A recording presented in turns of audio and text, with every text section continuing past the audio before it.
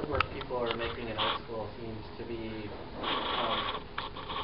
not really about real life. Like, there's interesting ideas and there's things that look very cool, but when it came down to it, I didn't feel like there was like a personal connection between me and a lot of the art I was seeing being made.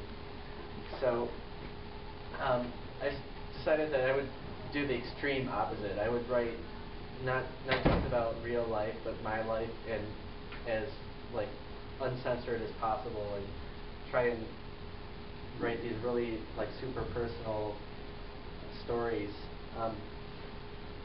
I started out writing about relationships. They were kind of maybe an easy thing because I was in a relationship, and it's almost like gossip. So I knew people would maybe be interested.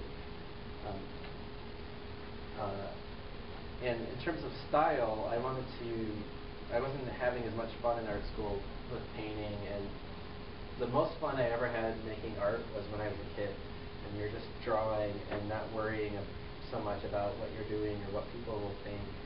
And also there's a kind of directness to when you're drawing as a kid. Like you're not editing yourself, you're really like, it's like you're speaking from the heart, because you don't have all these systems that as we get older we start to close things off, and we become guarded. We don't want to reveal too much of ourselves to people. Kids don't know how to do that, and I think that really comes through in their drawings, where they aren't afraid to show themselves not knowing something. And so those are the two kind of combinations that I put together to write these autobiographical comics. I think for anyone writing or getting into a creative field, the thing you should make work about is one of two things, or both. What you know or what you love. And I think that's the other key factor in being successful as an artist or writer, is to write about something that you're really interested in and that you really can write about.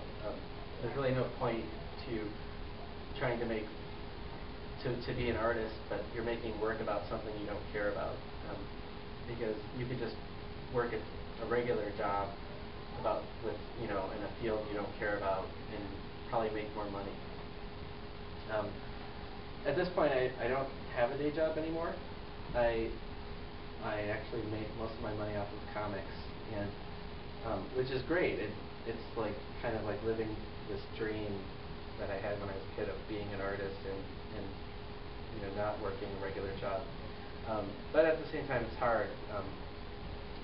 You don't always know how much you're going to get paid, because that'll depend on how many books sell, and you don't know when you'll get paid, because what happens is, like a store like Barnes & Noble, say, would be ordering my books, and they would have to pay a distributor once they get the books, and then the distributor, once they get paid by Barnes & Noble, then they pay the publisher, and then once the publisher gets paid by the distributor, then the publisher can pay me.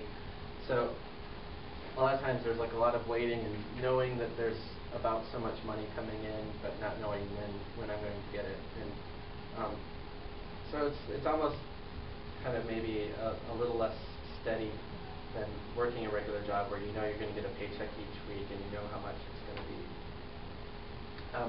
But the other great thing about doing the comics I've done is that it's led to a lot of other opportunities. While I've done the autobiographical books, I also do a lot of humorous work, and the autobiographical work has always been kind of like what I consider like my serious work. There's lots of funny stories, but at the same time, I think there's like a deeper meaning there. But in order to not get too wrapped up in my this world that is my own life, but at the same time it's become something different when it's in the books.